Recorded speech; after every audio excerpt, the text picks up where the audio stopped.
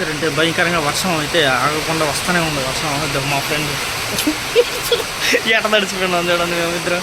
భయంకరంగా ఒక డ్రెస్ అయితే మరి భయంకరంగా ఘోరంగా తడిచిపోయినాము.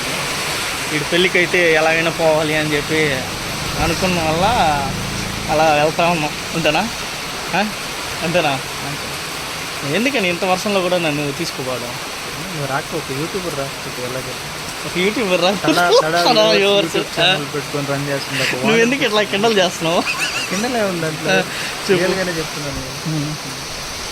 మామూలుగా ఈ వర్షం పోవాలంట, చాలా దూరం వచ్చాము.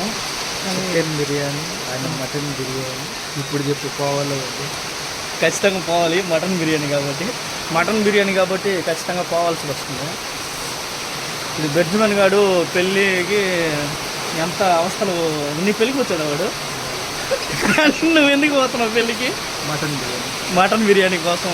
మా వాడు పెళ్ళికి అయితే మా మచ్చగాడు పెళ్ళికి అయితే రాలేదు వాడు, కానీ ఇంకా పెళ్ళికి రాలేదు. కానీ వాడి పెళ్ళికి మాత్రం వీడు వెళ్తున్నాడు. ఎందుకు వెళ్తున్నాడు అంటే అక్కడ హల్లెలూయా తండ్రి అని చెప్పి మటన్ బిర్యానీ వేస్తారంట.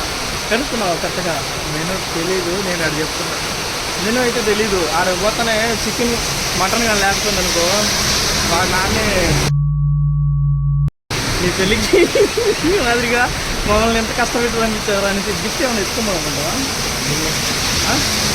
వద్దు గిఫ్ట్ కూడా మాకు ఏమవుతుంది. గిఫ్ట్ అయితే అసలు అదొక దండగా అది.